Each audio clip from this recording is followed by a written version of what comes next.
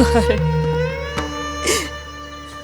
ನೀವು ನಿಮ್ಮ ಪುತ್ರಿಗೆ ಋಷಿಪತಿಗಳ ಕಥೆಗಳನ್ನು ಹೇಳಿ ಬೆಳೆಸಿದಿರಿ. ಆದರೆ ಅವಳು ಇಂದು ತಾನೇ ಋಷಿ ಪತ್ನಿಯಂತೆ ನಮ್ಮನ್ನು ಉಪಚರಿಸುತ್ತಿದ್ದಾಳೆ. ಮಹಾರಾಣಿ ಕೌಸಲ್ಯದೇವಿ, ನನ್ನ ಮಗಳು ಅರಣ್ಯದಲ್ಲಿ ಪರ್ಣಕುಟೀರದಲ್ಲಿ ವಾಸಿಸಲಿ ಎಂದು ನಾನು ಆ ಕಥೆಗಳನ್ನು ಹೇಳಿರಲಿಲ್ಲ. ಅರುಂಧತಿ, ಅನಸೂಯೆಯಂತಹ ಮಹಾಪತಿವ್ರತೆಯರ ಗುಣಗಳು ಅವಳಲ್ಲಿ ಮೇಳೈಸಲಿ ಎಂದು ಹೇಳಿದ್ದೆ. ಆದರೆ ಅವಳು ತನ್ನ ಪತಿವ್ರತ ಧರ್ಮವನ್ನು ಅಯೋಧ್ಯೆಯ ಅರಮನೆಯಲ್ಲಿ ಪಾಲಿಸುವುದರ ಬದಲು ಈ ಪರ್ಣಕುಟೀರದಲ್ಲಿ ಪಾಲಿಸುವಂತಾಯಿತು. ಮಹಾರಾಣಿ ಸುಮೇಧ, ಇದರಲ್ಲಿ ವಿಷಾದ ಪಡುವಂಥದ್ದೇನೂ ಇಲ್ಲ. ಆ ಕಥೆಗಳ ಸ್ಫೂರ್ತಿಯಿಂದಲೋ ಏನು, ರಾಮ ವನವಾಸಕ್ಕೆ ಹೋಗುತ್ತೇನೆಂದ ತಕ್ಷಣ ತಾನು ಬರುತ್ತೇನೆಂದು ಹಠ ಮಾಡಿ ಅವನೊಡನೆ ಇವಳು ವನವಾಸಕ್ಕೆ ಬಂದಳು. ಸೀತೆ ಯುವರಾಣಿಯಾಗದಿದ್ದರೇನಂತೆ, ಮುಂದೊಂದು ದಿನ ಕೋಸಲ ದೇಶದ ಮಹಾರಾಣಿಯಾಗುತ್ತಾಳೆ. ಪತಿಯ ಜೊತೆಯಲ್ಲಿರುವ ಭಾಗ್ಯಕ್ಕಿಂತ ಯಾವ ಮಹಾರಾಣಿಯ ಪಟ್ಟವೂ ನನಗೆ ಬೇಡ ಮಾತೆ. ಕೋಸಲ ದೇಶಕ್ಕೆ ನೀನಲ್ಲದೆ ಮತ್ತಾರು ಮಹಾರಾಣಿ? ನನ್ನ ಅವಿವೇಕದಿಂದ ನೀನು ಯುವರಾಣಿಯಾಗುವುದು ತಪ್ಪಿ ಹೋಯಿತು. ಮಾತೆ, ನಿಮ್ಮನ್ನು ನೀವೇ ನಿಂದಿಸಿಕೊಳ್ಳಬೇಡಿ. ಅದು ವಿಧಿ ಸಂಕಲ್ಪ ಅಷ್ಟೇ. ಏನೇ ಆಗಲಿ, ಯುವರಾಣಿಯಾಗುವುದನ್ನು ತಪ್ಪಿಸಿದ ನಾನೇ ನೀನು ಮಹಾರಾಣಿಯಾಗುವಂತೆ ಮಾಡುತ್ತೇನೆ. ಇದರಲ್ಲಿ ಯಾವ ಸಂದೇಹವೂ ಇಲ್ಲ. ರಾಮಚಂದ್ರ, ನಾನು ನಿನ್ನ ತಂದೆ ದಶರಥ ಮಹಾರಾಜನಿಗೆ ಆಚಾರ್ಯನಾಗಿದ್ದೆ. ಈಗ ನಿನಗೂ ಸಹ ಆಚಾರ್ಯನಾಗಿದ್ದೇನೆ. ತಾವು ಕುಲಗುರುಗಳಾದ ಮೇಲೆ ನಮ್ಮೆಲ್ಲರಿಗೂ ನೀವು ಆಚಾರ್ಯರಾಗಿದ್ದೀರಿ ಮುನೀಂದ್ರ. ಆ ಆಚಾರ್ಯ ಸ್ಥಾನದ ಗೌರವದಿಂದ ನಾನು ನಿನಗೆ ಹೇಳುತ್ತಿದ್ದೇನೆ, ನೀನು ಅಯೋಧ್ಯೆಗೆ ಹಿಂದಿರುವು. ನಿನ್ನ ಸಹೋದರರು, ನಿನ್ನ ಮಾತೆಯರು, ಸರ್ವ ಪ್ರಜೆಗಳು ಹಾಗೂ ಸಾಮಂತರು ನೀನು ಸಿಂಹಾಸನ ಏರುವುದನ್ನೇ ಅಪೇಕ್ಷಿಸುತ್ತಿದ್ದಾರೆ. ಹಾಗಾಗಿ ನೀನು ಧರ್ಮವನ್ನು ಮೀರಿದಂತೆ ಆಗುವುದಿಲ್ಲ.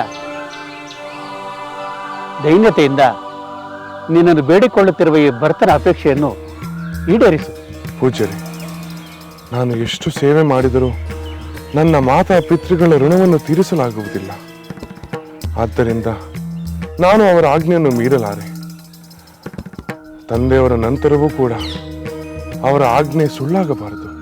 ರಾಮಚಂದ್ರ, ನೀನು ನನ್ನ ಮಾತಿಗೆ ಪ್ರಸನ್ನನಾಗುವವರೆಗೂ ನಾನು ನಿನ್ನ ಮುಂದೆಯೇ ನಿರಾಹಾರ ವ್ರತವನ್ನು ಕೈಗೊಳ್ಳುತ್ತೇನೆ. ಸುಮಂತ್ರರೇ, ನನಗಾಗಿ ನೀವು ದರ್ಬೆಯ ಹಾಸಿಗೆಯನ್ನು ಸಿದ್ಧಪಡಿಸಿ. ರಾಮಚಂದ್ರ ಅಯೋಧ್ಯೆಗೆ ಬರಲು ಒಪ್ಪುವವರೆಗೂ ನಾನು ಪರ್ಣಕುಟೀರದ ಬಾಗಿಲಲ್ಲೇ ಮಲಗುತ್ತೇನೆ.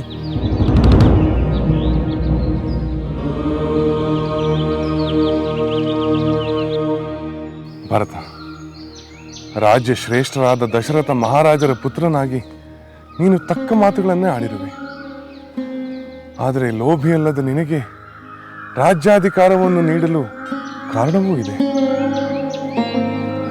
ಹಿಂದೆ ನನ್ನ ತಂದೆಯವರು ನಿನ್ನ ಮಾತೆಯವರಿಗೆ ಕೊಟ್ಟ ವರವಾಗಿ ಅವರು ನಿನಗಾಗಿ ರಾಜ್ಯಾಭಿಷೇಕವನ್ನು ಕೇಳುವುದರಲ್ಲಿ ಯಾವ ಅಪರಾಧವೂ ಇಲ್ಲ. ಆ ವರಗಳೇ ಈ ದುರ್ಗತಿಗೆ ಕಾರಣವಾದವು. ದುರ್ಗತಿ ಎಂದು ಹೇಳಬೇಡ ಸೋದರ. ತಂದೆಯವರ ವಚನವನ್ನು ಉಳಿಸಲು ನಾನು 14 ವರ್ಷಗಳ ಕಾಲ ವನವಾಸವನ್ನು ಮಾಡುವುದೇ ಸದ್ಗತಿ. ತಂದೆಯವರ ಸತ್ಯವನ್ನು ಉಳಿಸಬೇಕಾದರೆ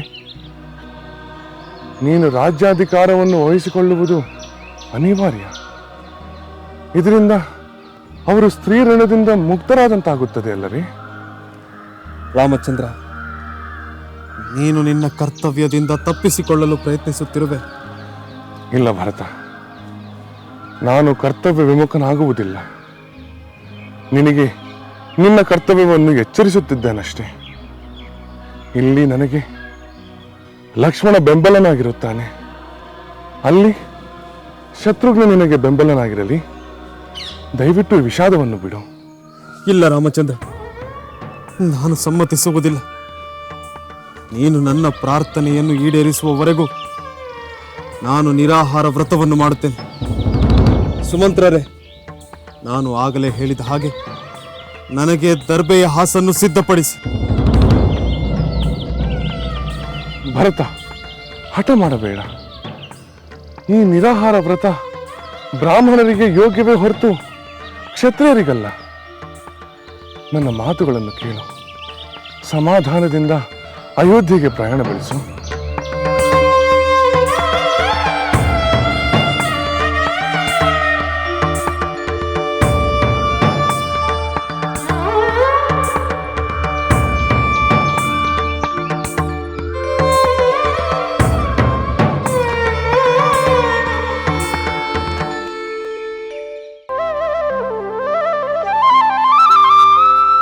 ಮಹಾದೇವಿ. ಏನು ಮಹಾದೇವ? ಮಹಾದೇವಿ, ಪ್ರಕೃತಿ ಪುರುಷ ಸ್ವರೂಪದಂತೆ ಏಕಾಂತದಲ್ಲಿ ನಾವಿಬ್ಬರು ಆನಂದ ತನ್ಮಯರಾಗಿರುವ ಈ ದಿವ್ಯ ಕ್ಷಣದಲ್ಲಿ ನಿನ್ನಲ್ಲಿ ಯಾವುದಾದರೂ ಆಕಾಂಕ್ಷೆ ಉಂಟೆ? ಇರುವುದಾದರೆ ಅದನ್ನು ನನ್ನಿಂದ ಸಫಲಗೊಳಿಸಿಕೊ. ಪರಮೇಶ್ವರ, ಜಗದಾನಂದ, ಕಾರಣ ನೀವೇ, ಸತ್ಯ ಸ್ವರೂಪ ನೀವೇ.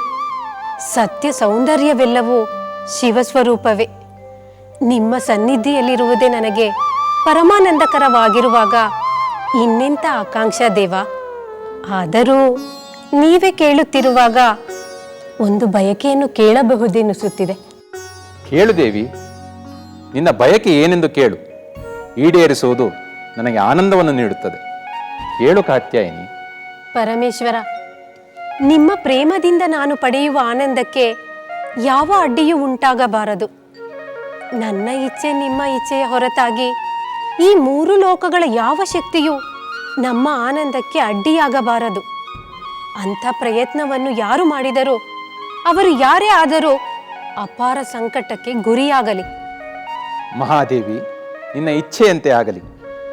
ಈ ವಿಚಾರದಲ್ಲಿ ನಿನಗೊಂದು ಮಾತನ್ನು ಹೇಳಬೇಕು. ಹೇಳಿ ಮಹಾದೇವ. ರುದ್ರಾಣಿ, ಭಕ್ತರನ್ನು ರಕ್ಷಿಸುವುದು, ಭಕ್ತರ ಇಷ್ಟಾರ್ಥಗಳನ್ನು ಈಡೇರಿಸುವುದು ನಮಗೆ ಆನಂದ ನೀಡುವ ಕರ್ತವ್ಯಗಳಲ್ಲವೇ?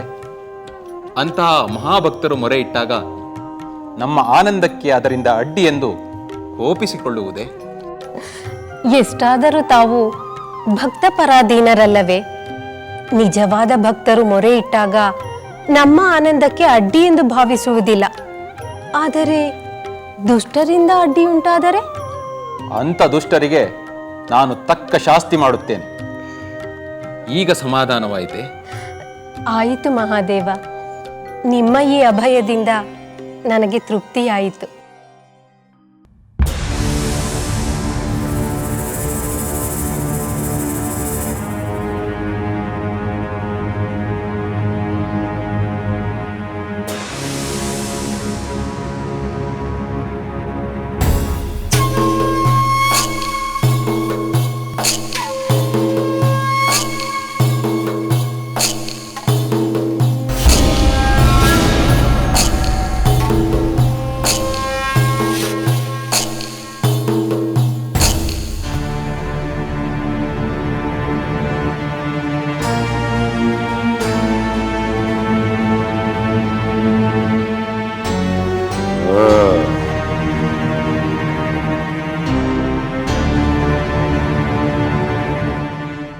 ಏ ಪರ್ವತವೇ ಅಲ್ಲವೇ ನನ್ನ ಪುಷ್ಪಕ ವಿಮಾನವನ್ನು ತಡೆದದ್ದು?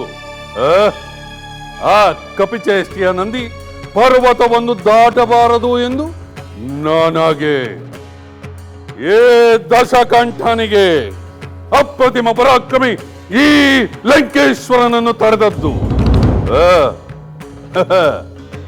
ಏನಂದೆ? ಈ ಪರ್ವತದಲ್ಲಿ ಶಿವಪಾರ್ವತಿಯರು ವಿಹಾರ ಮಾಡುತ್ತಾರೆ. ಯಾರೋ ವಿಹಾರ ಮಾಡಿದರೆ ನಾನು ನನ್ನ ಮಾರ್ಗವನ್ನು ಬದಲಿಸಬೇಕೆ? ಯಾರು ವಿಹರಿಸಿದರು, ಯಾವ ಪರ್ವತವೇ ಅಡ್ಡ ಬಂದರು ಅದನ್ನು ಅತಿಕ್ರಮಿಸಿ ಹೋಗುತ್ತೇನೆ ಹೊರತು ನನ್ನ ಮಾರ್ಗವನ್ನು ನಾನು ಬದಲಿಸುವುದಿಲ್ಲ.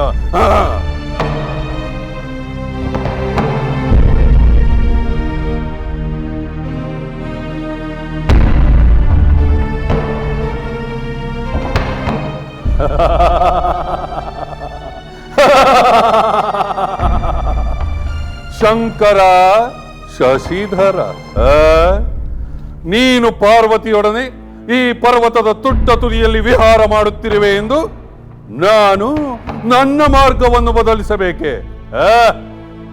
ಏ ಅಜೇಯ ರಾವಣ, ಎಂದಿಗೂ ಅಂತಹ ಅಪಮಾನಕರ ಕೆಲಸವನ್ನು ಮಾಡುವುದಿಲ್ಲ. ಪರಮೇಶ್ವರ, ನನಗೆ ಅಡ್ಡಿಪಡಿಸಿದ ಈ ಪರ್ವತವನ್ನು ಬುಡ ಸಹಿತ ಕೀಳುತ್ತೇನೆ, ಕಿತ್ತೆಸೆಯುತ್ತೇನೆ. ಪರಮೇಶ್ವರ, ನಿನ್ನ ರಕ್ಷಣೆಯನ್ನು ನೀನೇ ಮಾಡಿಕೋ, ಅದಕ್ಕೆ ನಾನು ಹೊಣೆಯಲ್ಲ.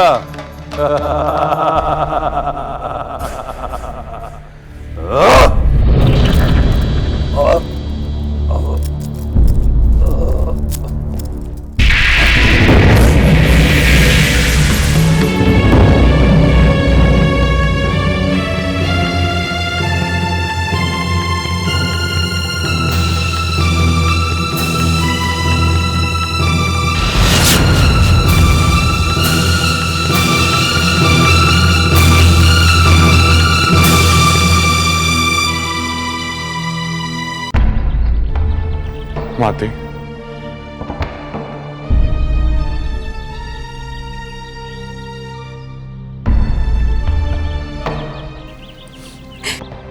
ರಾಮಚಂದ್ರ, ಪತಿಹೀನಳಾದ ಮಾತೆಗೆ ಪುತ್ರನೇ ಆಶ್ರಯವಲ್ಲವೇ? ನನ್ನನ್ನು ಸಂರಕ್ಷಿಸಬೇಕಾಗಿರುವುದು ನಿನ್ನ ಕರ್ತವ್ಯವಲ್ಲವೇ? ಮಾತೆ, ಈಗಷ್ಟೇ ಭರತನನ್ನು ಸಮಾಧಾನಪಡಿಸಲು ನಾನು ಬಹಳ ಪ್ರಯತ್ನಿಸಿದೆ. ಈಗ ನೋಡಿದರೆ ನೀವು ಕೂಡ ಅದೇ ಸಮಸ್ಯೆಯನ್ನು ಮುಂದೆ ಮಾಡುತ್ತಿರುವರಲ್ಲ. 14 ವರ್ಷಗಳ ನನ್ನ ವನವಾಸವು ಮುಗಿಯುವವರೆಗೂ ನಾನು ಹಿಂದಿರುಗುವುದು ಅಸಾಧ್ಯವೆಂಬುದು ಈಗಾಗಲೇ ನಿರ್ಧಾರವಾಗಿದ್ದ ಸಂಗತಿ ಮಾತೆ. ರಾಮಚಂದ್ರ, ನೀನು ಬರುವುದಿಲ್ಲವೆಂದರೆ ಸೀತೆ, ಲಕ್ಷ್ಮಣರು ಇಲ್ಲಿಯೇ ಉಳಿಯುತ್ತಾರೆ. ಭರತ, ಶತ್ರುಘ್ನರು ನಿನ್ನ ಜೊತೆಗೆ ಉಳಿಯುತ್ತೇವೆಂದು ಹಠ ಮಾಡಿದರೆ ಏನು ಮಾಡುವುದು? ಅಲ್ಲಿ ಊರ್ಮಿಳೆ ಪತಿಯಿಂದ ದೂರವಾಗಿ ಒಂಟಿತನದ ನೋವನುಭವಿಸುತ್ತಿದ್ದಾಳೆ. ಅದನ್ನು ನಿವಾರಿಸುವುದು ಹೇಗೆ? ಇದೆಲ್ಲವೂ ನನಗೆ ತಿಳಿದಿದೆ ಮಾತೆ.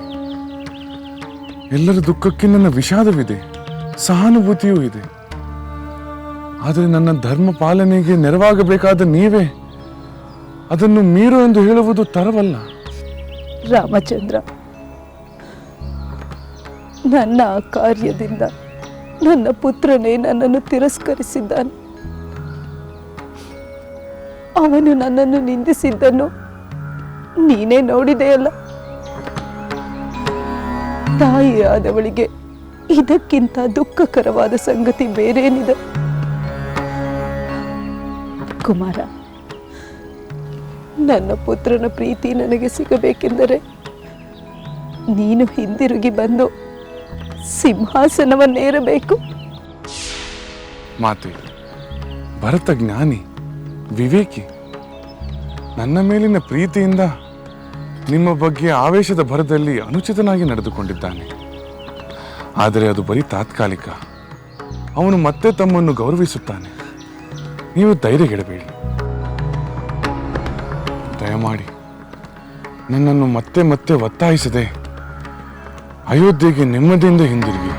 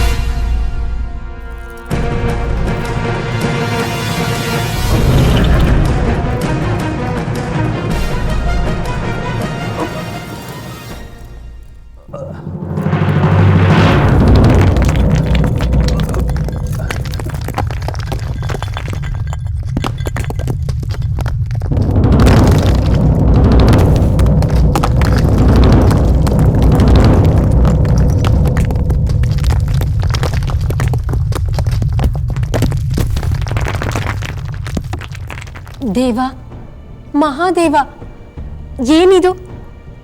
ನಾವು ಏಕಾಂತದಲ್ಲಿ ಆನಂದದಿಂದಿರಬೇಕಾದರೆ ಈ ಅಲ್ಲೋಲ ಕಲ್ಲೋಲವೇನು? ಶಿವ ಪಾರ್ವತಿಯ ವಾಸಸ್ಥಳವಾದ ಕೈಲಾಸ ಪರ್ವತವನ್ನು ಅದ್ಯಾವ ಮಹಾಶಕ್ತಿ ಅಲುಗಾಡಿಸುತ್ತಿದೆ? ಮಹಾಭಕ್ತನೋ ಅಥವಾ ಮಹಾಶಕ್ತಿವಂತನೋ ಯಾರು ಈ ಅಪರಾಧವನ್ನು ಮಾಡುತ್ತಿರುವುದು?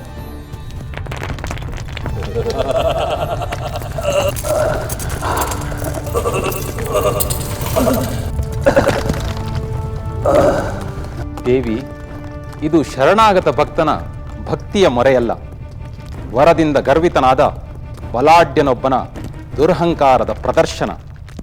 ಅಲ್ಲಿ ನೋಡು.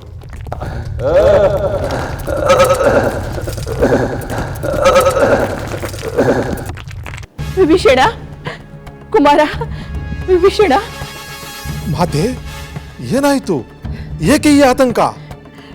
ಈ ದಿನ ನಾನು ಶಿವಪೂಜೆ ಮಾಡಬೇಕಾದ್ರೆ ಭೂಮಿಯೆಲ್ಲ ನಡುಗಿದಂತಾಯ್ತು.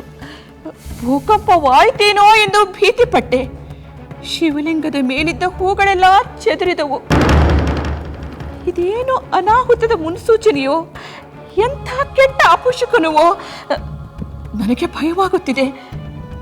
ವಿಭೀಷಣ, ನಿನಗೆ ಭೂಕಂಪದ ಅನುಭವವಾಗಲಿಲ್ಲವೇ? ಇಲ್ಲ ಮಾತೆ, ನನಗೆ ಭೂಕಂಪನದ ಅನುಭವವಾಗಲಿಲ್ಲ. ಆದರೆ ಸಹೋದರನ ವಿಚಾರವಾಗಿ ನನ್ನ ಎದೆಯಲ್ಲಿ ಕಂಪನವಾಗುತ್ತಿದೆ. ನಿಜ ವಿಭೀಷಣ, ನನಗೂ ದಶಕಂಠನ ಬಗ್ಗೆ ಆತಂಕವಾಗುತ್ತಿದೆ. ಅವನು ಯುದ್ಧಕ್ಕೆ ಹೋದ. ಇಲ್ಲಿ ಶಿವಪೂಜೆ ಮಾಡುವಾಗ ಭೂಕಂಪನವಾಯಿತು. ನನ್ನ ಲಂಕೇಶ್ವರನಿಗೆ ಏನೂ ಆಗುವುದಿಲ್ಲ ತಾನೆ? ನನಗೇಕೋ ಭಯವಾಗುತ್ತಿದೆ.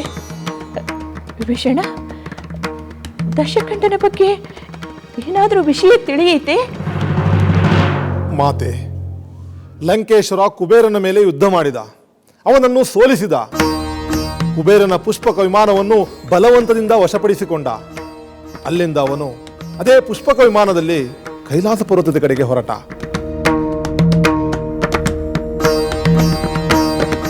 ಏಕೆ ಸುಮ್ಮನಾದೆ ಕುಮಾರ? ಹೇಳು. ಮಾತೆ, ಕುಬೇರನು ಜಯಿಸಿದ ಅಹಂಕಾರದಲ್ಲಿ ಲಂಕೇಶ್ವರ ಪುಷ್ಪಕ ವಿಮಾನದಲ್ಲಿ ಕೈಲಾಸ ಪರ್ವತವನ್ನು ದಾಟಲು ಮುಂದಾದನಂತೆ. ಆಗ ಶಿವನ ಕಿಂಕರ ನಂದಿ ಅವನನ್ನು ತಡೆದನಂತೆ.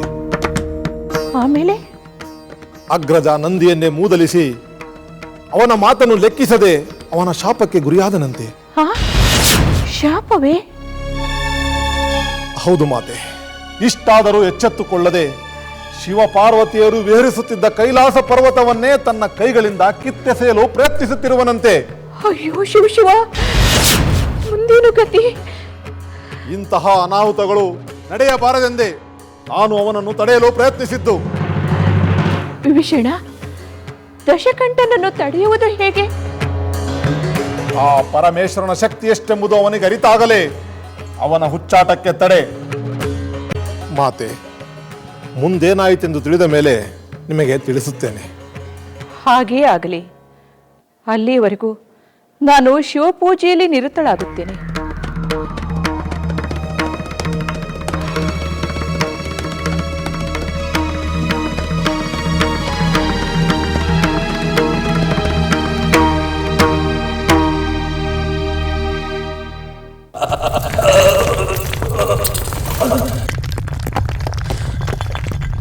ದೇವ, ಅವನಾರು? ಈ ಹುಚ್ಚುತನವೇಕೆ? ನಮ್ಮ ಕೈಲಾಸವನ್ನು ಮೇಲೆತ್ತುವ ಉದ್ದಟತನವೇಕೆ? ದೇವಿ, ಇವನು ಕೈಕಸಿ ಎಂಬ ರಾಕ್ಷಸ ಕುಲದ ಸ್ತ್ರೀಯಲ್ಲಿ ವಿಶ್ವವಸು ಎಂಬ ಮುನಿಯಿಂದ ಜನಿಸಿದ ದಶಕಂಠ. ಕುಬೇರನನ್ನು ಸೋಲಿಸಿದನೆಂದು ಮಧೋನ್ಮತ್ತನಾಗಿ ಪುಷ್ಪಕ ವಿಮಾನದಲ್ಲಿ ಬರುತ್ತಾ ಅಡ್ಡಿ ಆಯಿತು ಎಂದು ಕೈಲಾಸ ಪರ್ವತವನ್ನು ಎತ್ತಿ ಎಸೆಯುವ ಭ್ರಮೆಯಲ್ಲಿದ್ದಾನೆ. ಎಂಥ ಅಪಚಾರ, ಎಂಥ ದುಷ್ಟತನ! ನಮ್ಮ ಆನಂದವನ್ನು ಅಡ್ಡಿಪಡಿಸಿದ್ದಲ್ಲದೆ ನಮ್ಮ ಕೈಲಾಸವನ್ನು ಮೇಲೆತ್ತುವ ಅವಿವೇಕ. ದೇವ, ನಮ್ಮ ಆನಂದಕ್ಕೆ ಅಡ್ಡಪಡಿಸಿದ ಈ ದುಷ್ಟನಿಗೆ ನೀವೇ ತಕ್ಕ ಶಾಸ್ತಿ ಮಾಡಬೇಕು. ಹಾಗೆಂದು ಮೊದಲೇ ನೀವು ನನಗೆ ವಚನ ನೀಡಿದ್ದೀರಾ ಅಲ್ಲವೇ ದೇವ? ಹೌದು ಮಹಾದೇವಿ, ಇವನಿಗೆ ತಕ್ಕ ಶಾಸ್ತಿ ಮಾಡುತ್ತೇನೆ. ಅಪಾರವಾದ ನೋವನ್ನು ಅನುಭವಿಸಲಿ.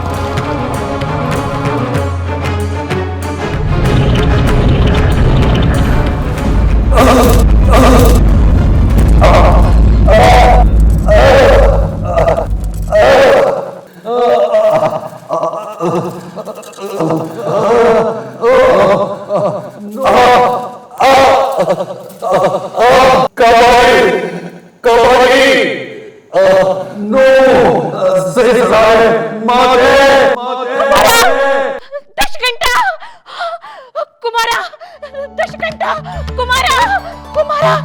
ಏನಾಯ್ತು ಮಾತೆ? ಏಕೆ ಹೀಗೆ ಕೂಗಿಕೊಂಡಿರಿ? ವಿಭೀಷಣ, ನನ್ನ ಪುತ್ರನಿಗೆ ಏನೋ ಅಪಾಯವಾಗಿದೆ. ಅವನು ನೋವಿನಿಂದ ಅಮ್ಮ ಎಂದು ಆರ್ತನಾಗಿ ಕೂಗಿದಂತಾಯಿತು. ಮಾತೆ, ಸಾಕ್ಷಾತ್ ಪರಮೇಶ್ವರನ ಎದುರು ಮದೋನ್ಮತ್ತನಾಗಿ ಮೆರೆದರೆ ಅಪಾಯವಾಗದಿರುತ್ತದೆಯೇ? ಅಂದರೆ ನನ್ನ ಪುತ್ರ ಪರಮೇಶ್ವರನ ಆಕ್ರೋಶಕ್ಕೆ ತುತ್ತಾದನೆ? ಮಾತೆ, ಏನು ಸಂಭವಿಸಿದೆ ಎಂದು ನಾನು ತಿಳಿದು ಹೇಳುತ್ತೇನೆ. ಅಲ್ಲಿಯವರೆಗೂ ತಾವು ಈ ದಯಾಮಯಾದ ಪರಮೇಶ್ವರನಿಗೆ ಮೊರೆ ಹೋಗಬೇಕು. ನಾನಿನ್ನು ಬರುತ್ತೇನೆ ಮಾತೆ. ಓಂ ನಮಃ ಶಿವಾಯ.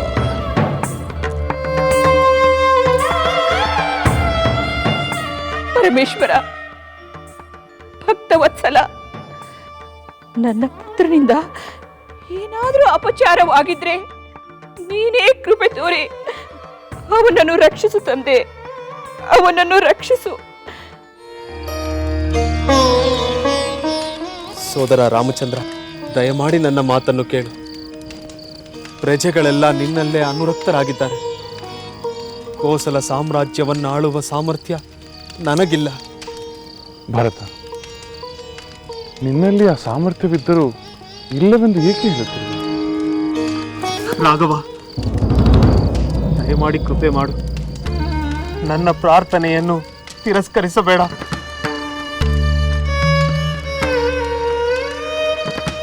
ಭರತ, ಈ ಭ್ರಮೆಯನ್ನು ಬಿಡು.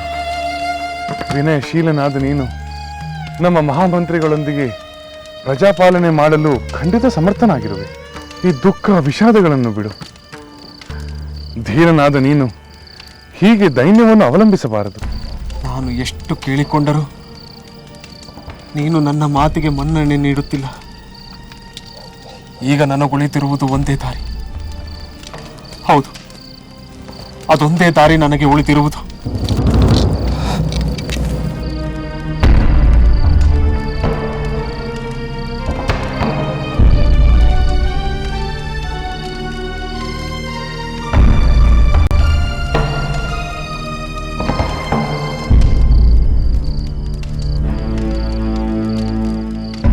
ಭರತ, ಇದೇನಿದು?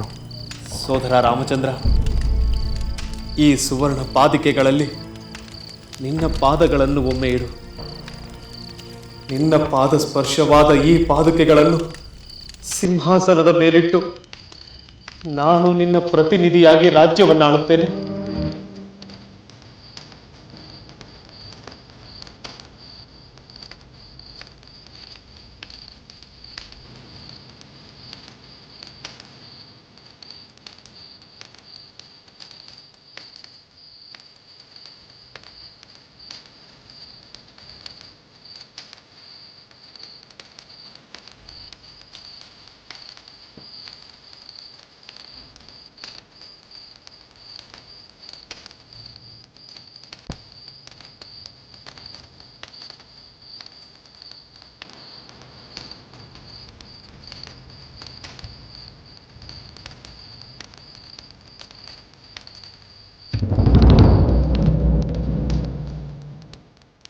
ಪ್ರಿಯ ಸೋದರ ರಾಮಚಂದ್ರ, ನಿನ್ನ 14 ವರ್ಷಗಳ ವನವಾಸ ಮುಗಿಯುವವರೆಗೂ ನಾನು ನಾರುಮಡಿಯನ್ನುಟ್ಟು ಜಟಾಧಾರಿಯಾಗಿ ಹಣ್ಣು ಹಂಪಲನ್ನೇ ಸೇವಿಸುತ್ತಾ ನಗರ ಪ್ರವೇಶ ಮಾಡದೆ ಅಯೋಧ್ಯೆಯ ಹೊರಗಡೆಯೇ ವಾಸವಾಗಿರುತ್ತೇನೆ.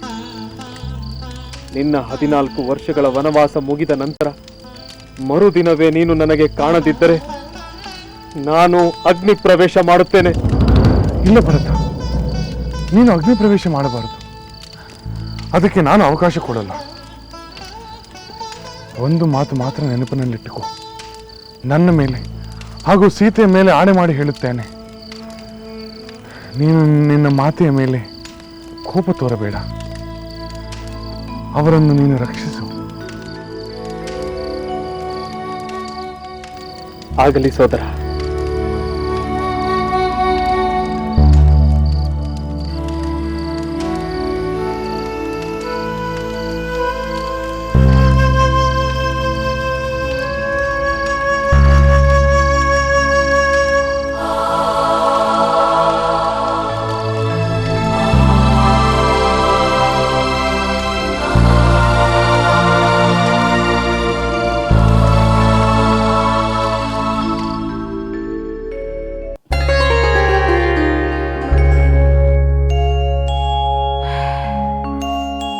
ಓಂ ನಮಃ ಶಿವಾಯ.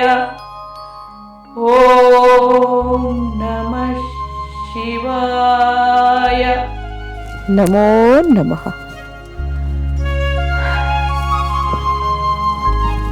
ಓಂ ನಮಃ ಶಿವಾಯ. ಕುಮಾರ, ವಿಭೀಷಣ, ದಶಕಂಠನ ಬಗ್ಗೆ ಏನಾದರೂ ತಿಳಿಯಿತೆ?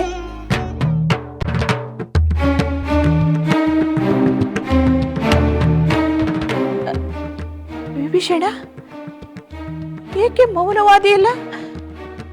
ನನ್ನ ದಶಕಂಠನಿಗೆ ಏನಾದರೂ ಆಪತ್ತು ಸಂಭವಿಸಿದೆ? ಮಾತೆ, ನಾನು ನಿರೀಕ್ಷಿಸಿದಂತೆ ಎಲ್ಲವೂ ನಡೆಯುತ್ತಿರುವಂತಿದೆ. ನಮ್ಮ ದಶಕಂಠನು ಪರಮೇಶ್ವರನ ವಾಸಸ್ಥಾನವಾದ ಪವಿತ್ರ ಕೈಲಾಸ ಪರ್ವತವನ್ನೇ ಕಿತ್ತೆಸೆಯಬೇಕೆಂಬ ದುಸ್ಸಾಹಸಕ್ಕೆ ಮುಂದಾದ. ಅಂಥ ದುರಹಂಕಾರದ ವರ್ತನೆಯನ್ನು ಪರಮೇಶ್ವರನು ಸಹಿಸುತ್ತಾನೆಯೇ ಮಾತೆ? ಅಂದರೆ ನನ್ನ ಮಗ ದಶಕಂಠ ಪರಮೇಶ್ವರನ ಆಕ್ರೋಶಕ್ಕೆ ಬಲಿಯಾಗಿ ಆಪತ್ತಿಗೆ ಸಿಲುಕಿದನೆ. ಅವನಿಗೆ ಏನಾಯಿತು? ಹೇಳು ವಿಭೀಷಣ, ಹೇಳು. ಮಾತೆ, ಕೈಲಾಸ ಪರ್ವತವನ್ನು ಕಿತ್ತೆಸೆಯಲು ನಮ್ಮ ದಶಕಂಠನು ತನ್ನ ತೋಳುಗಳನ್ನು ಪರ್ವತದ ಅಡಿಯಲ್ಲಿ ಹಾಕಿ ಅಲುಗಾಡಿಸಿದಾಗ ಪಾರ್ವತಿ ಪರಮೇಶ್ವರರು ಕೆರಳಿ ಕೆಂಡಾಮಂಡಲವಾದರು. ಆಗ ಶಿವನು ತನ್ನ ಹೆಬ್ಬೆರಳಿನಿಂದ ಮುಗಿದ ಕೂಡಲೇ ಪರ್ವತದ ಅಡಿಯಲ್ಲಿ ದಶಕಂಠನ ತೋಳುಗಳು ಸಿಲುಕಿಕೊಂಡವು. ತೋಳುಗಳನ್ನು ಬಿಡಿಸಿಕೊಳ್ಳಲಾಗದೆ ನೋವಿನಿಂದ ಆಕ್ರಂದನ ಮಾಡುತ್ತಿದ್ದಾನೆ ನಮ್ಮ ದಶಕಂಠ. ಅಯ್ಯೋ ಕುಮಾರ, ಲಂಕೇಶ್ವರ, ಎಂತ ದುಸ್ಥಿತಿಗೆ ಸಿಲುಕಿದೆಯಪ್ಪ ನೀನು. ನಿಜ ಮಾತೆ, ಇದು ತಂದುಕೊಂಡ ದುಸ್ಥಿತಿ. ಮಿತಿಮೀರಿ ವರ್ತಿಸುವುದರ ಪರಿಣಾಮ ಇದು. ಮಗನೇ ದಶಕಂಠ, ಆ ದೇವದೇವನಾದ ಪರಮೇಶ್ವರನ ಕೋಪಕ್ಕೆ ತುತ್ತಾಗುವ ಅವಿವೇಕತನ ತೋರಿಸುತ್ತಾರೆಯೇ ಮಗನೇ?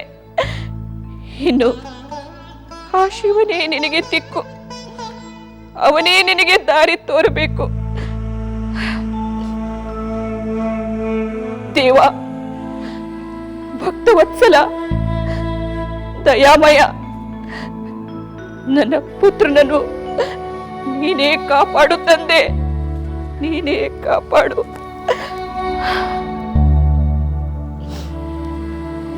ಓಂ ನಮಃ ಶಿವಾಯ. ಓಂ ನಮಃ ಶಿವಾಯ. ಓಂ ನಮಃ ಶಿವಾಯ. ಓಂ ನಮಃ ಶಿವಾಯ. ಈ ಯಾತನೆಯನ್ನು ತಡೆಯಲಾರೆ. ಯಾರಾದರೂ ಕಾಪಾಡಿ. ಅಯ್ಯೋ, ಕಾಪಾಡಿ, ಕಾಪಾಡಿ, ಯಾರಾದರೂ ಕಾಪಾಡಿ. ನೋವು ಸಹಿಸಲಾರೆ ಮಾತೆ, ಯಾತನೆಯನ್ನು ಸಹಿಸಲಾರೆ. ಕಾಪಾಡಿ.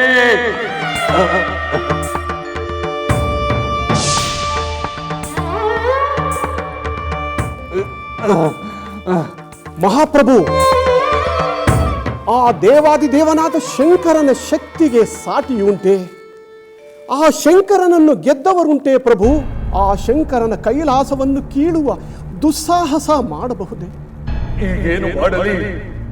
ನನ್ನನ್ನು ಈ ಯಾತನೆಯಿಂದ ಬಿಡುಗಡೆಗೊಳಿಸುವವರಾರು? ಪ್ರಭು, ಬಲ ಪರಾಕ್ರಮಗಳಿಂದ ಗೆಲ್ಲಲಾಗದ ಆ ಪರಮೇಶ್ವರನನ್ನು ಭಕ್ತಿ ಸ್ತುತಿಗಳಿಂದ ಪ್ರಸನ್ನಗೊಳಿಸಬಹುದು.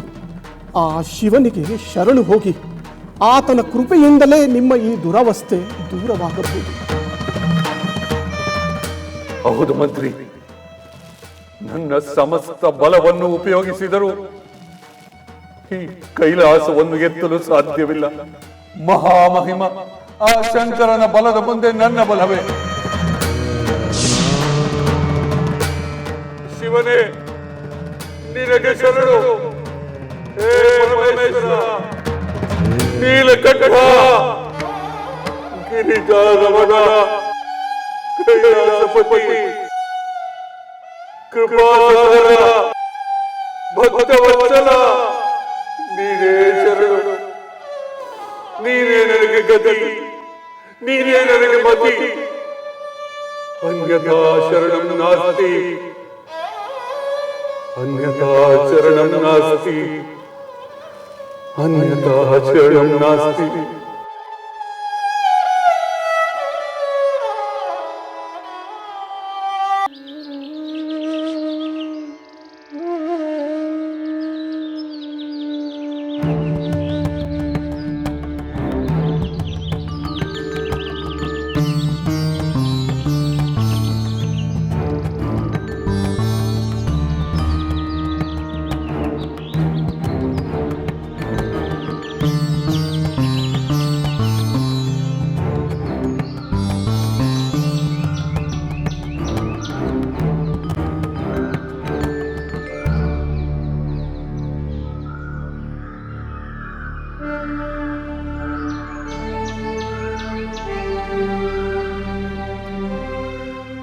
ತಪಸ್ವಿಗಳಿಗೆ ನನ್ನ ನಮಸ್ಕಾರಗಳು.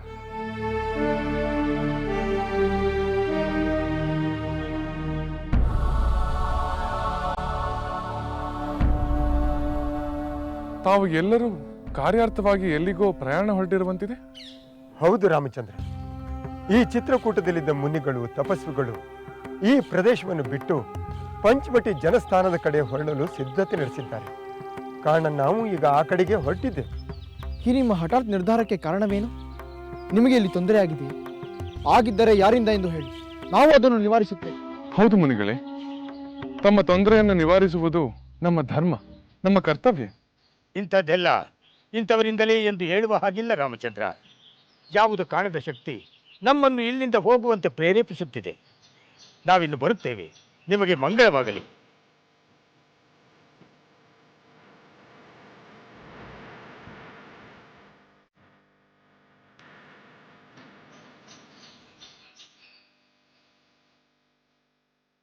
ಸ್ವಾಮಿ, ಈ ಪ್ರದೇಶವು ತಪಸ್ವಿಗಳಿಂದ ಪಾವನವಾಗಿದೆ. ಅವರೇ ಇಲ್ಲಿಂದ ಹೊರಟ ಮೇಲೆ ಈ ಪ್ರದೇಶವು ಮೊದಲಿನಂತೆ ಇರಲು ಸಾಧ್ಯವಿಲ್ಲ, ಅಲ್ಲವೇ? ಹೌದು ದೇವಿ. ಸಹೋದರ, ಆ ಮುನಿಗಳು ಈ ಸ್ಥಳವನ್ನು ಬಿಟ್ಟು ಹೋಗುವುದಕ್ಕೆ ಯಾವುದೋ ಪ್ರಬಲವಾದ ಕಾರಣವಿರಬೇಕು. ಏನೇ ಆದರೂ ನಾವಿಲ್ಲಿರುವುದು ಒಳ್ಳೆಯದಲ್ಲ. ಹತ್ತಿರದಲ್ಲಿ ಸಿಗುವ ಆತ್ರಿ ಮಹರ್ಷಿಗಳ ಆಶ್ರಮಕ್ಕೆ ಹೋಗಿ ಅವರ ಸಲಹೆಯಂತೆ ನಾವು ಮುಂದೆ ಏನು ಮಾಡಬೇಕೆಂದು ಆಲೋಚಿಸಬೇಕು. ಆಗಲಿ ಸಹೋದರ, ನಾನು ಪ್ರಯಾಣಕ್ಕೆ ಈಗಲೇ ಸಿದ್ಧಪಡಿಸಿ.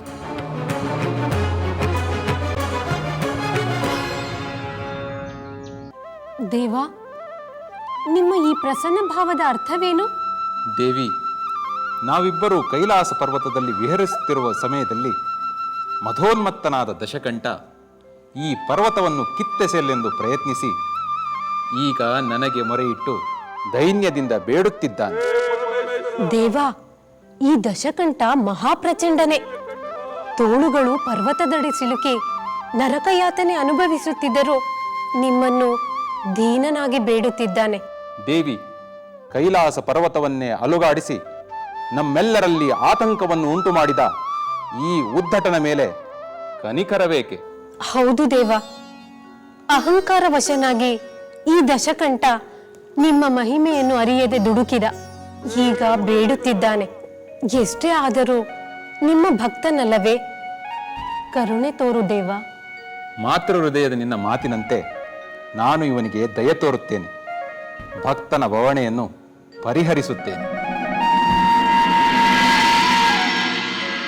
ಅನ್ಯಥಾ ಶರಣಂ ನಾಸ್ತಿ.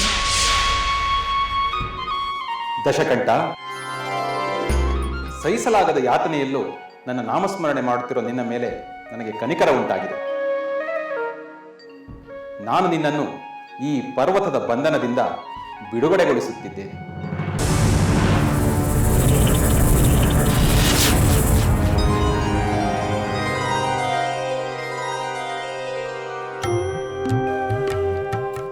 ಪರಮೇಶ್ವರ, ಪರಮ ದಯಾಸಾಗರ, ಕೈಲಾಸನಾಥ, ಭಕ್ತ ಪರಾಧೀನ, ನಮೋ ನಮಃ ತಂದೆ, ನಮೋ ನಮಃ. ಎನ್ನ ಮಹಾಪರಾಧವನ್ನು ಮನ್ನಿಸಿ ಅನುಗ್ರಹಿಸು ತಂದೆ, ಅನುಗ್ರಹಿಸು. ದಶಕಂಠ, ನೀನು ಮಹಾವೀರ. ನಿನ್ನ ಪರಾಕ್ರಮ ಅಸಾಧ್ಯ. ನಿನ್ನ ಈ ಕೂಗು 3 ಲೋಕಗಳಲ್ಲೂ ಪ್ರತಿಧ್ವನಿಸಿತು. ನಿನ್ನ ಈ ಆರ್ತರವ ಎಲ್ಲ ಕಡೆ ಅಪ್ಪಳಿಸಿದ್ದರಿಂದ ನೀನು ರಾವಣನೆಂದು ಪ್ರಸಿದ್ಧನಾಗು. ಧನ್ಯೋಸ್ಮಿ, ಧನ್ಯೋಸ್ಮಿ ದೇವ, ಧನ್ಯೋಸ್ಮಿ. ಹೌದು, ನಿನ್ನನ್ನು ದೇವ, ದಾನವ, ಮಾನವರೆಲ್ಲರೂ ರಾವಣ ಎಂದು ಕರೆಯುತ್ತಾರೆ. ನೀನಿನ್ನು ನೆಮ್ಮದಿಯಿಂದ ಹೋಗಬಹುದು. ನಿನಗಾವ ವರ ಬೇಕು, ಕೇಳು.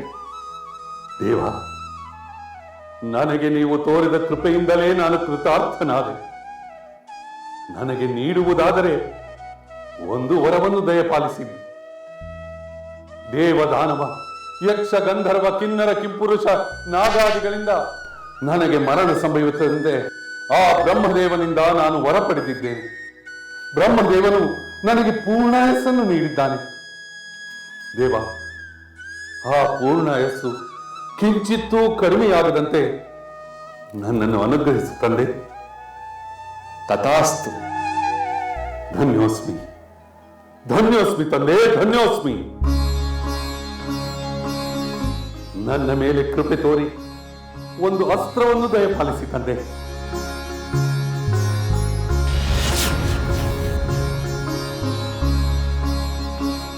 ಇದು ಚಂದ್ರಹಾಸ ಖಡ್ಗ. ಇದಕ್ಕೆ ಯಾವುದೇ ರೀತಿಯಲ್ಲಿ ಅಪಮಾನ ಮಾಡಬಾರದು. ಅಂತಹ ಅಚಾತುರ್ಯ ನಡೆದರೆ ಇದು ಮತ್ತೆ ಬಂದು ನನ್ನನ್ನು ಸೇರುವುದು. ನೆನಪಿರಲಿ.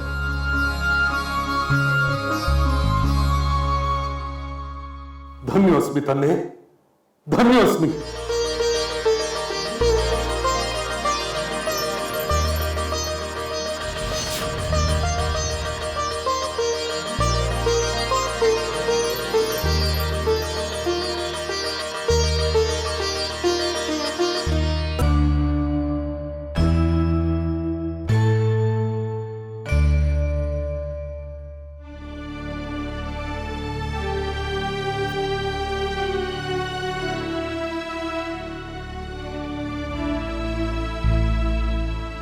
ಪ್ರಿಯ ಪ್ರಜಾಜನರೇ, ಮಹಾಮಂತ್ರಿ ಸುಮಂತ್ರರೇ, ಗುರು ಹಿರಿಯರೇ, ನಾನು ಈ ನಂದಿ ಗ್ರಾಮದಲ್ಲೇ ನೆಲೆಸಲು ನೀವೆಲ್ಲ ನನಗೆ ಅನುಮತಿ ನೀಡಬೇಕು. ನನ್ನ ಸೋದರನ ನಿರೀಕ್ಷೆಯಲ್ಲಿ ನಾನಿಲ್ಲಿದ್ದುಕೊಂಡೇ ತಾಪಸನಂತೆ ಬದುಕಲು ನೀವೆಲ್ಲ ನನಗೆ ನೆರವಾಗಬೇಕು. ಕುಮಾರ ಭರತ, ನೀನು ಈ ನಂದಿ ಗ್ರಾಮದಲ್ಲಿ ನೆಲೆಸಲು ನಮ್ಮೆಲ್ಲರ ಸಮ್ಮತಿಯೂ ಇದೆ. ನಿನ್ನ ಭ್ರಾತೃ ಪ್ರೇಮವನ್ನು ಕಂಡು ನಾವೆಲ್ಲರೂ ಮೂಕ ವಿಸ್ಮಿತರಾಗಿದ್ದೇವೆ. ಮಹಾನುಭಾವನಾದ ರಾಮಚಂದ್ರನಿಗೆ ನೀನು ಅನುರೂಪನಾದ ಸಹೋದರ. ಮುನೀಂದ್ರ, ನನ್ನ ಪ್ರಿಯ ಸೋದರ ರಾಮಚಂದ್ರನು ಈ ರಾಜ್ಯವನ್ನು ನನ್ನ ಬಳಿ ನ್ಯಾಸವಾಗಿರಿಸಿದ್ದಾನೆ. ಅವನು ಹಿಂತಿರುಗಿ ಬರುವವರೆಗೂ ಕೋಸಲ ದೇಶದ ಯೋಗಕ್ಷೇಮವನ್ನು ಈ ದಿವ್ಯ ಪಾದುಕೆಗಳೇ ನೋಡಿಕೊಳ್ಳುತ್ತವೆ.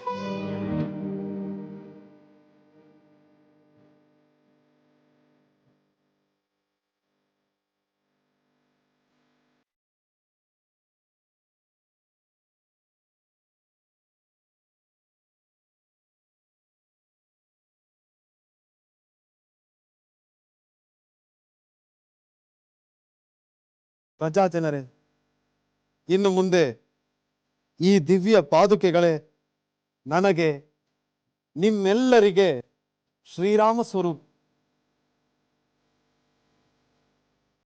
ಭಲೆ ಭರತ, ಲಕ್ಷ್ಮಣನ ಸೋದರ ಪ್ರೇಮ ಒಂದು ಉತ್ತುಂಗವಾದರೆ ನಿನ್ನ ಸೋದರ ಪ್ರೇಮ ಮತ್ತೊಂದು ಉತ್ತುಂಗ. ನಿಮ್ಮಿಂದ ಈ ರವಿಕುಲದ ಹಿರಿಮೆ ಮತ್ತಷ್ಟು ಬೆಳಗುವಂತಾಯಿತು. ಹೌದು ಮುನೀಂದ್ರ, ನಮ್ಮ ದಶರಥ ಮಹಾರಾಜರ ಪುಣ್ಯ ಬಹಳ ದೊಡ್ಡದು. ಶ್ರೀರಾಮಚಂದ್ರನು ಹಿಂತಿರುಗಿ ಬರುವವರೆಗೂ ಎಲ್ಲ ರಾಜ್ಯಕಾರವು ಈ ದಿವ್ಯ ಪಾದುಕೆಗಳ ಸಮ್ಮುಖದಲ್ಲೇ ನಡೆಯಬೇಕು. ರಾಮನ ಸೇವಕನಾಗಿ ನಾನು ನನ್ನ ಕರ್ತವ್ಯವನ್ನು ನಿರ್ವಹಿಸುತ್ತೇನೆ. ರಾಮಚಂದ್ರ ಪ್ರಭುವಿಗೆ, ರಾಮಚಂದ್ರ ಪ್ರಭುವಿಗೆ, ರಾಮಚಂದ್ರ ಪ್ರಭುವಿಗೆ, ರಾಮಚಂದ್ರ ಪ್ರಭುವಿಗೆ.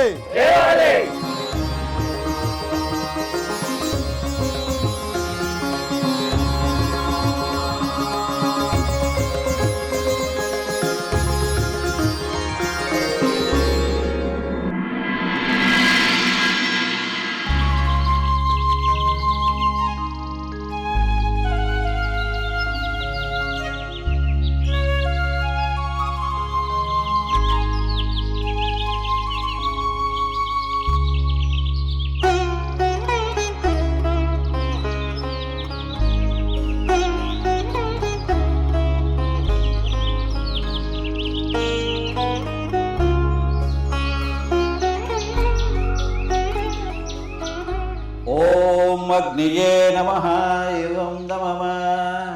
ಓಂ ನಾರಾಯಣಾಯ ನಮಃ ಇದಂ ನಮಃ. ಓಂ ಲಕ್ಷ್ಮೀನಾರಾಯಣಾಯ ಇದಂ ನಮಃ. ಓಂ ಮಧುಸೂದನಾಯ ಇದಂ ನಮಃ. ಓಂ ಕಾರ್ತಿಕೇಯಾಯ ನಮಃ ಇದಂ ನಮಃ. ಓಂ ವಿಶ್ವರೂಪಾಯ ನಮಃ ಇದಂ ನಮಃ. ಓಂ ಮಧುಸೂದನಾಯ ಇದಂ ನಮಃ. ಓಂ ಯಮಧರ್ಮಾಯ ನಮಃ. ಪೂಜ್ಯ ಅತ್ರಿ ಮಹರ್ಷಿಗಳೇ, ರವಿಕುಲೋದ್ಭವ ದಶರಥ ಪುತ್ರ ರಾಮಚಂದ್ರ ತನ್ನ ಸತಿ ಜನಕಪುತ್ರಿ ಜಾನಕಿ ಮತ್ತು ತನ್ನ ಸೋದರ ಸುಮಿತ್ರಾನಂದನ ಲಕ್ಷ್ಮಣನೊಂದಿಗೆ ತಮಗೆ ಪ್ರಣಾಮಗಳನ್ನು ಸಲ್ಲಿಸುತ್ತಿದ್ದಾನೆ. ದಶರಥ ಪುತ್ರರೇ, ಜನಕ ಕುಮಾರಿ, ನಿಮಗೆ ಮಂಗಳ ಉಂಟಾಗಲಿ. ಕುಳಿತುಕೊಳ್ಳಿ. ಓಂ ನಮಃ ಶಿವಾಯ. ಓಂ ನಮಃ ಶಿವಾಯ. ಓಂ ನಮಃ ಶಿವಾಯ. ಓಂ ನಮಃ ಶಿವಾಯ. ಓಂ ನಮಃ ಶಿವಾಯ.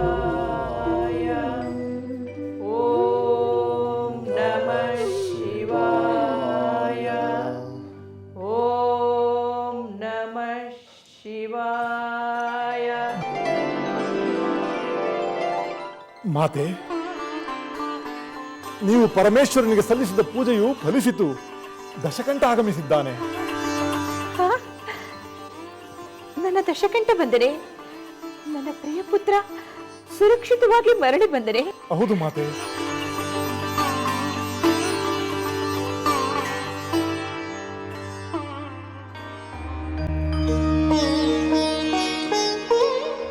ಕಂದ, ದಶಕಂಠ, ಈಗ ಬಂದೀಯಾ? ಹೌದು ಮಾತೆ, ನಾನೇ ಬಂದಿದ್ದೇನೆ.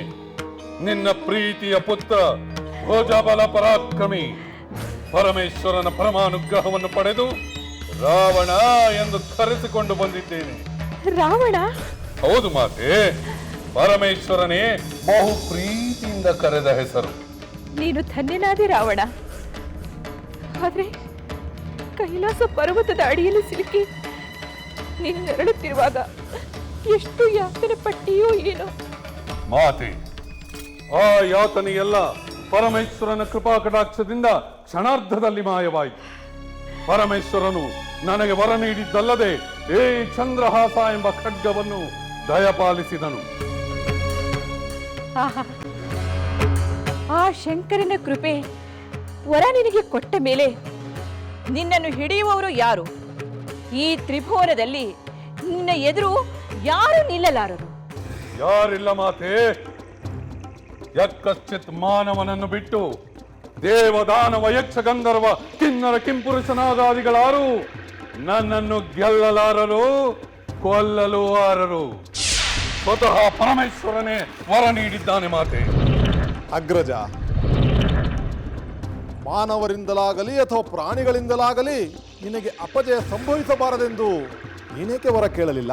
ವಿಭೀಷಣ, ಎಂತಹ ಅವಿವೇಕದ ಪ್ರಶ್ನೆಯನ್ನು ಕೇಳಿರುವೆ. ನಾನೇನಾದರೂ ಹಾಗೆ ಕೇಳಿದ್ದರೆ ಮದಗಜ ಒಂದು ಯಕ್ಕಶ್ಚಿತ್ ಇರುವೆಯಿಂದ ನನಗೆ ಮರಣಬಾರದಂತೆ ವರ ನೀಡು ಎಂದು ಕೇಳುವಷ್ಟೇ ಹಾಸ್ಯಾಸ್ಪದವಾಗುತ್ತಿತ್ತು. ರಾವಣೇಶ್ವರ, ಧರ್ಮದ ಬೆಂಬಲ, ಪರಶಿವನ ಅನುಗ್ರಹವಿದ್ದರೆ ತೃಣವು ಬ್ರಹ್ಮಾಸ್ತ್ರವಾಗಬಲ್ಲದು. ಒಂದು ಇರುವೆಯೂ ಕೂಡ ಐರಾವತವನ್ನೇ ಸೋಲಿಸುವಷ್ಟು ಸಮರ್ಥವಾಗಬಲ್ಲದು. ಮಹಾಮಹಿಮರಾದ ಮಾನವರು ತಮ್ಮ ಶಕ್ತಿಯಿಂದ ದೇವತೆಗಳನ್ನೇ ಮಣಿಸಬಲ್ಲರು. ಸಾಕು ವಿಭೀಷಣ, ಸಾಕು. ಪರಶಿವನು ಕುಳಿತಂತೆಯೇ ಕೈಲಾಸ ಪರ್ವತವನ್ನು ಕಿತ್ತೆಸೆಯಲು ಸಾಹಸ ಮಾಡಿ ಅದೇ ಕೈಲಾಸಪತಿಯಿಂದ ವರವನ್ನು ಪಡೆದ ಈ ಅಗ್ರಜನ ಸಾಹಸವನ್ನು ಕಂಡು ಹೆಮ್ಮೆ ಪಡುವುದನ್ನು ಬಿಟ್ಟು ಅಲ್ಪರ ವಿಷಯಕ್ಕೆ ಅಲ್ಪನಂತೆ ಪ್ರಲಾಪಿಸುತ್ತಿರುವೆಯಲ್ಲ ವಿಭೀಷಣ. ಶಾಂತನಾಗು ಕುಮಾರ, ಶಾಂತನಾಗು. ವಿಭೀಷಣನ ಸ್ವಭಾವ ನಿನಗೆ ತಿಳಿದಿಲ್ಲವೇ? ತಂದೆಯಂತೆ ಧರ್ಮ ಧರ್ಮ ಧರ್ಮ ಎಂದು ಧರ್ಮದ ಮಂತ್ರವನ್ನೇ ಪಠಿಸುತ್ತಾನೆ. ಹೋಗಲಿ ಬಿಡು. ಬಹಳ ಕಾಲದ ನಂತರ ನೀನು ಬಳಲಿ ಬಂದಿರುವೆ. ನಿನಗೆ ನಾನೇ ಉಪಚಾರ ಮಾಡುತ್ತೇನೆ. ಸ್ವಲ್ಪ ಕಾಲ ಯುದ್ಧದ ಚಿಂತೆಯನ್ನು ಮರೆತು ಅರಮನೆಯಲ್ಲಿ ಸಂತೋಷದಿಂದ ಕಾಲ ಕಳಿ. ಮಾತೆ, ಏ ರಾವಣನಿಗೆ ಯಾವಾಗಲೂ ಸಂತೋಷವೇ, ಎಲ್ಲ ಕಾಲವೂ ಆನಂದವೇ. ನಡೆಯಿರಿ.